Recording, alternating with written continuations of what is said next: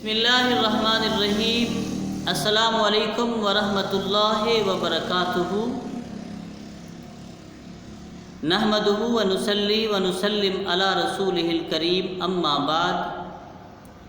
شکر کی بات کرنے لگا ہوں۔ شکر کیا ہے؟ قرآن مجید میں اللہ تبارک و تعالی نے ذکر کے ساتھ شکر کو شامل فرمایا۔ اللہ فرماتا وَلَذِكْرُ اللَّهِ اکبر، بے شک اللہ کا ذکر بہت بڑا ہے۔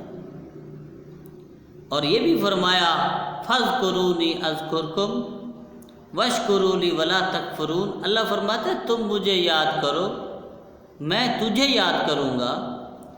اس کے بعد فرمایا شکر کرتے رہو، کفر نہ کرو، کہ جب تمہیں اللہ کی طرف سے نعمتیں آئیں تو شکر پڑھو، اور اگر تمہیں کوئی آزمائش آ جائے تو صبر کرو۔ صبر کا ٹاپک علیحدہ ہے، وہ علیحدہ بات ہوگی۔ اب شکر کی بات ہے۔ اللہ فرماتا ہے لَإِن شَكَرْتُمْ لَأَزِيدَنَّكُمْ، اگر شکر کرو گے تو نعمتوں کو بڑھا دوں گا۔ وَلَئِن كَفَرْتُمْ، اگر کفر کرو گے، إِنَّ عَذَابِي لَشَدِيدٌ، بے شک میرا عذاب بڑا سخت ہے۔ اب آپ فکر کریں کہ اللہ تبارک و تعالی نے جو شکر کرتے ہیں، واللہ یرزق من یشاء بغیر حساب، وہ جسے چاہتا ہے بے حساب رزق عطا فرماتا ہے۔ اور فرمایا اللہ تعالیٰ شرک کے سوا کوئی گناہ نہیں بخش دے گا، بخشتا۔ باقی جو گناہ ہیں اللہ تبارک و تعالیٰ توبہ کرنے سے بخش دیتا ہے۔ اللہ تعالیٰ جس کی توبہ چاہتا ہے قبول کر لیتا ہے، یہ اللہ تبارک و تعالیٰ کی صفات ہے۔ اور شکر جو ہے اللہ تعالیٰ کی صفات میں سے ایک صفت ہے، واللہ شکور حلیم۔ قرآن میں ہے کہ اللہ تعالیٰ شکور ہے، حلیم ہے۔ اللہ تعالیٰ نے شکر کو جنتیوں کا مبتلائے کلام قرار دیا ہے، اور فرمایا جنتی جنت میں داخل ہوتے ہی کہیں گے حمد اور شکر ہے اللہ کے لیے جس نے اپنا وعدہ سچا فرمایا۔ اور آگے یہ فرمائیں گے، فرمایا وآخر دعواہم ان الحمد للہ رب العالمین، ان کی آخری پکار ہوگی حمد ہے اللہ رب العالمین کے لیے۔ شکر کی فضیلت میں سے بہت سی احادیث بھی وارد ہیں۔